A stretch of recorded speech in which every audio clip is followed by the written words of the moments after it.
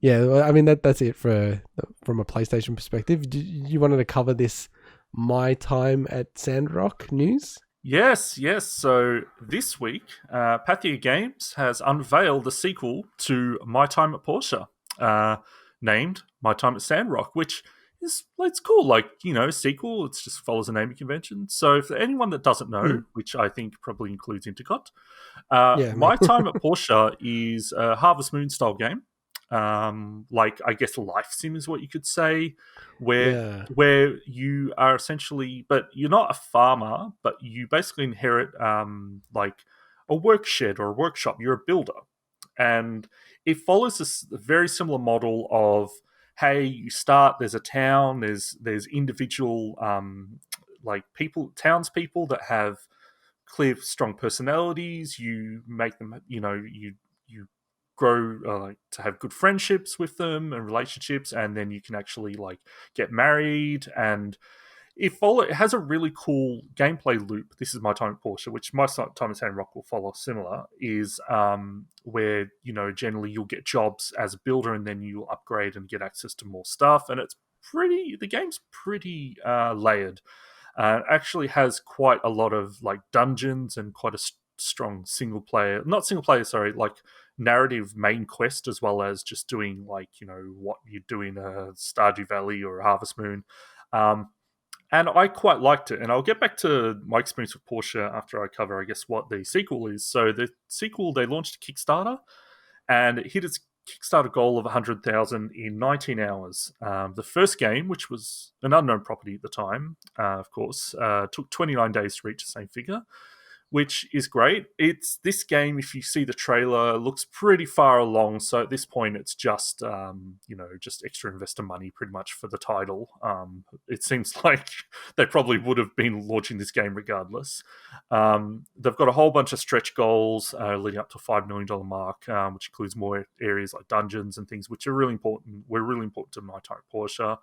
Um, and more multiplayer games. So one of the big new features is actually co-op multiplayer, which the first game didn't have, which I think is actually really, really cool. And one of the stretch goals is actually being able to have multiplayer marriage, which is just super weird. I remember there was an achievement in Fable 2, no, Fable 3, to have a baby with another player, like an online multiplayer.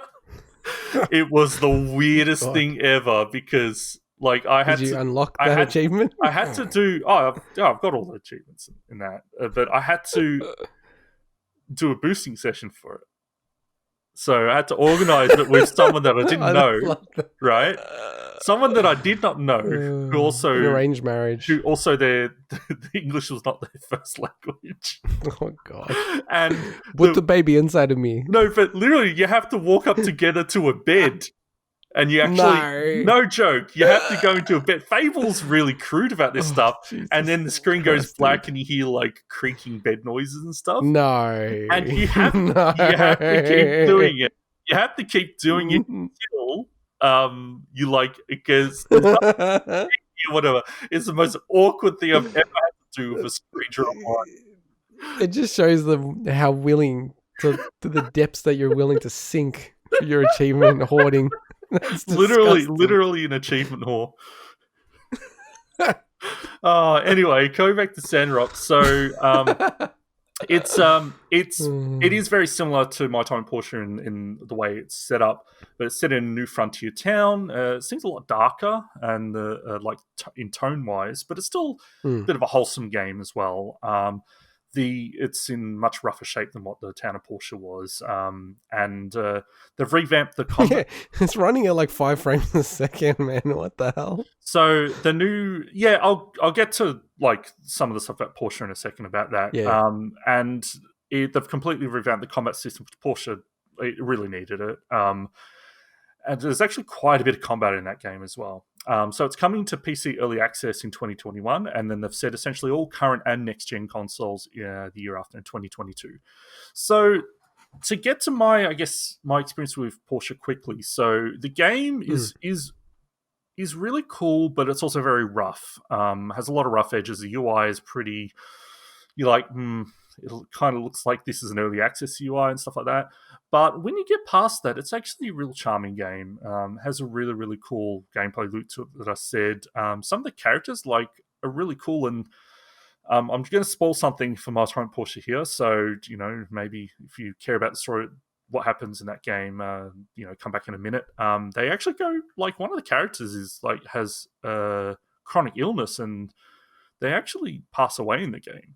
It's pretty they Whoa. go places. It's heavy, man. Yeah. Anyway, that's the spoiler portion finished, but whatever.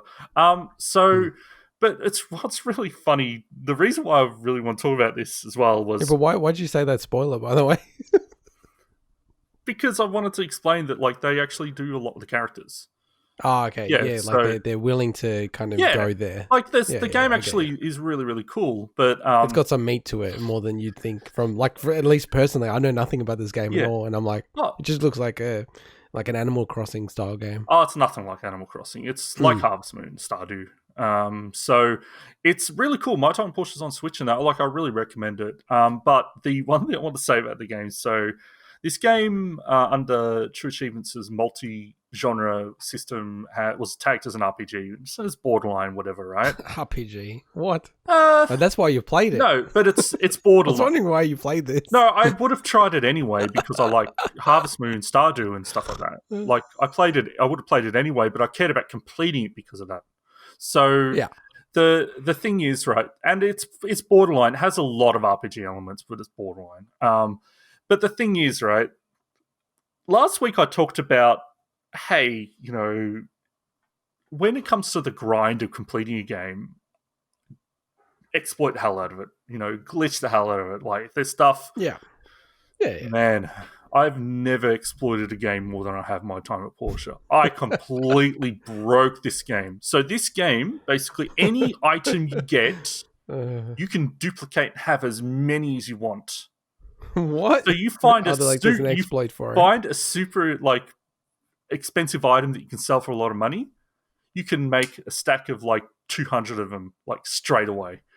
I exploited the hell out of this. I was running around with 100 hospital beds in my inventory and handing them out to people to make me happy. I just love the fact that I actually got married to the sexy nurse in the clinic by giving her a hospital bed every single day, which are not things you're meant to have that many of. So I reveled. But you know what? As much as I completely cheated the hell out of that game, I really had a good time with it. I'm really looking forward to this sequel. So yeah, it's obviously not coming out for a couple of years away for console, but My Time at Portia. Are you going to back the Kickstarter? I already have. Oh, there you go. So, before it got up to the 100K thing, or no, after. Okay. Yeah, I always hate when I miss out on the really good deals early on. So the tiers that they have. But yeah, just to clarify, hey, give My Time at Portia a shot. If you like Harvest Moon or Stardew Valley, then My Time at Portia is really cool. Yeah, if you're into that genre of games, I always find that sometimes with those type of games, if I've already played a Stardew, I can't. There's only so many Stardew Valleys I can play. You know what I mean? This is different. Or games that have been inspired by Stardew Valley, like Story of Seasons. There's only so many of them you can play. This is different because of the whole builder approach. So they have really cool takes on everything. So, yeah, fair enough. No, that sounds really cool.